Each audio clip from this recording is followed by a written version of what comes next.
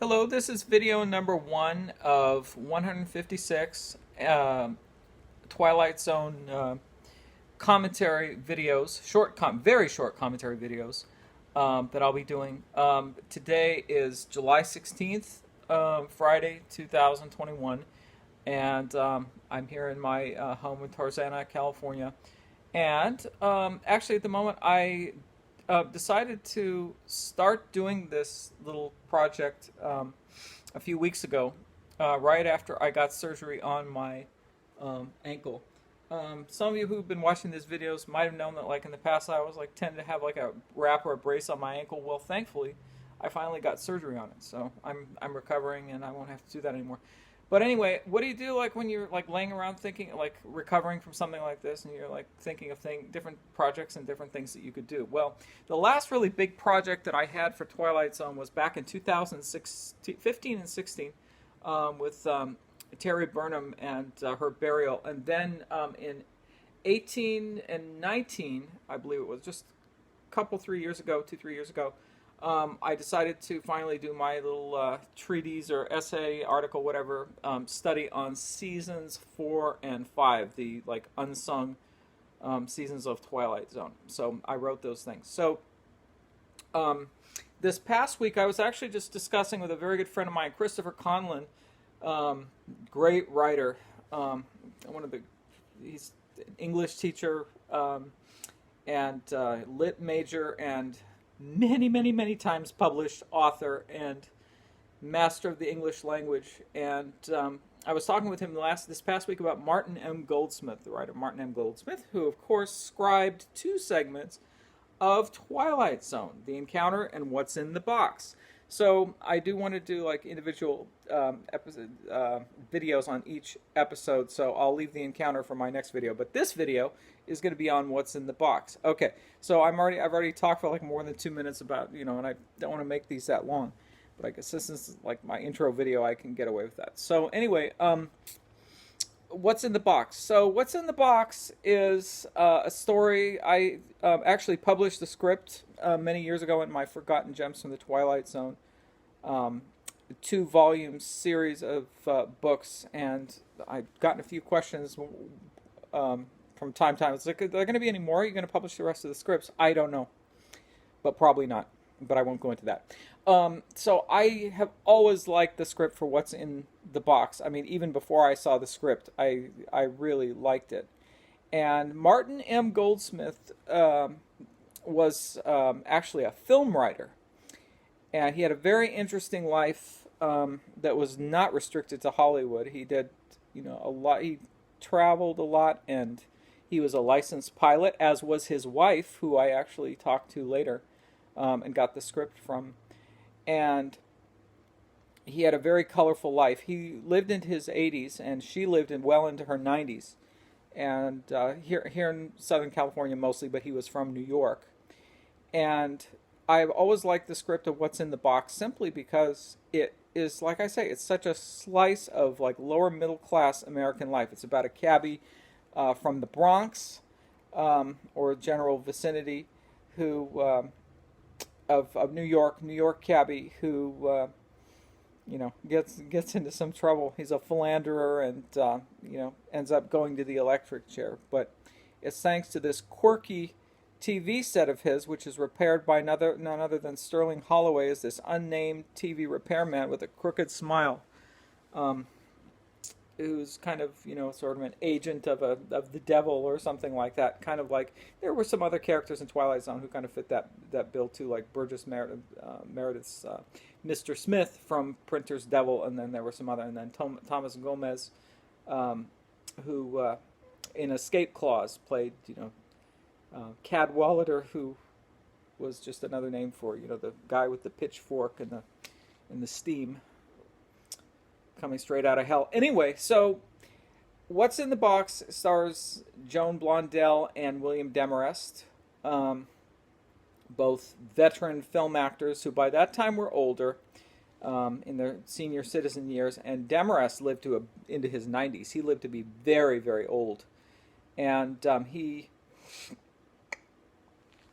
was, a very nice guy. And I think it was right after, not too many years after that, he went on to appear in My Three Sons. First was William Frawley, who was on there for a few years, and then he died.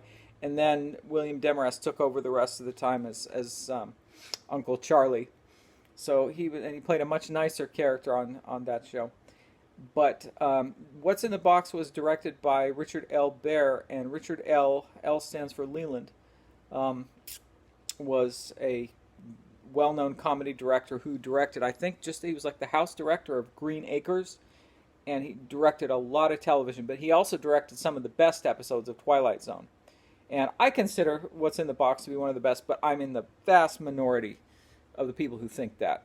But the truth is, Baer directed To Serve Man, and Nick of Time, and Third from the Sun, and The Purple Testament, all very, very high on the list of many Twilight Zone fans. He was just an amazing talent. But then he got stuck doing Green Acres, of all things, with Eva, Zsa Zsa Gabor's sister, Ava, and Eddie Albert, and of course Arnold the Pig, and the Ziffel, Mr. and Mrs. Ziffel.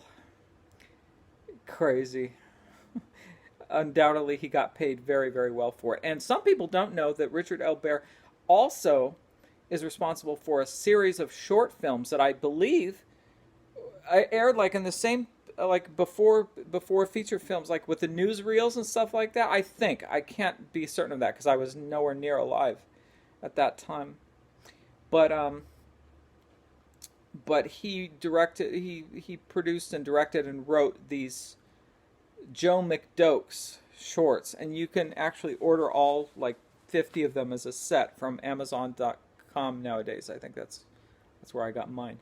But they're hilarious. I mean, they're so dated. It's like they're all like the titles of them are prefaced with like, so you want to, and let's fill in a couple blanks. So you want to quit smoking.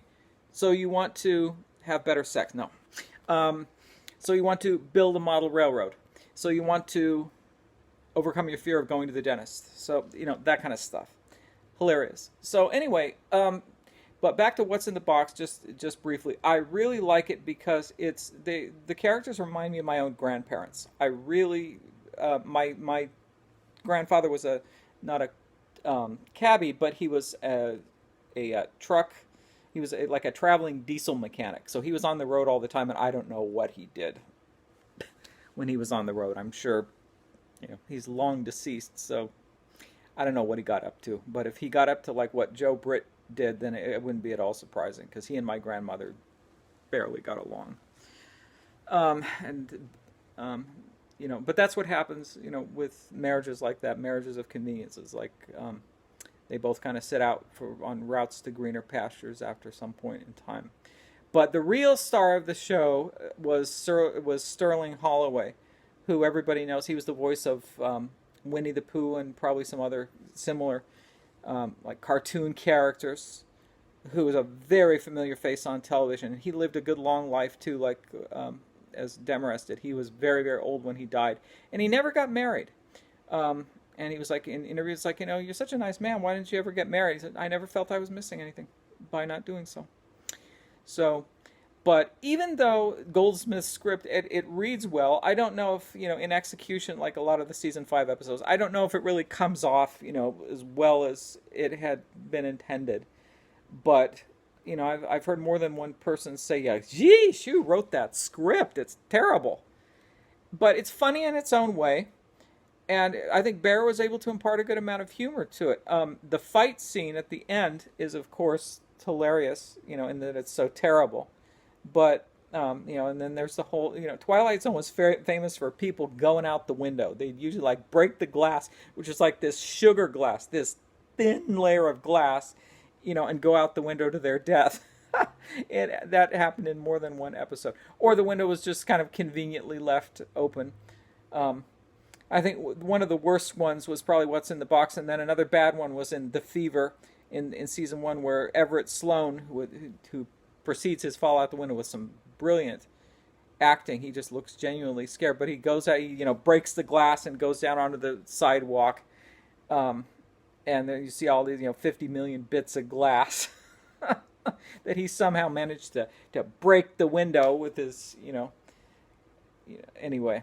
So, but I'd say maybe the one from What's in the Box is a little better because there's a trail of a scream, Yeah! Okay, that's terrible. But anyway, there's some very good dialogue in it, and it's it's very good.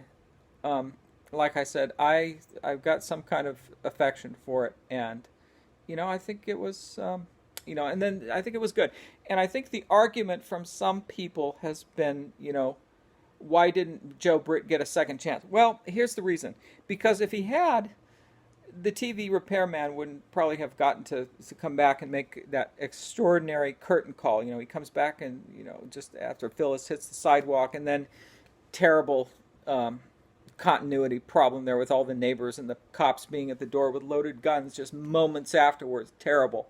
But, it's who says that Twilight Zone is always in real time. But then he comes in, says, fix your set, okay, mister? You will recommend my service, won't you? Very spooky ending, and then he gives that, out of 156 episodes, how many people ever look at the camera?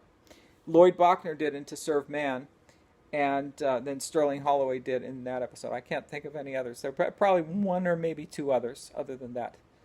But that was not a device that was used hardly ever. So,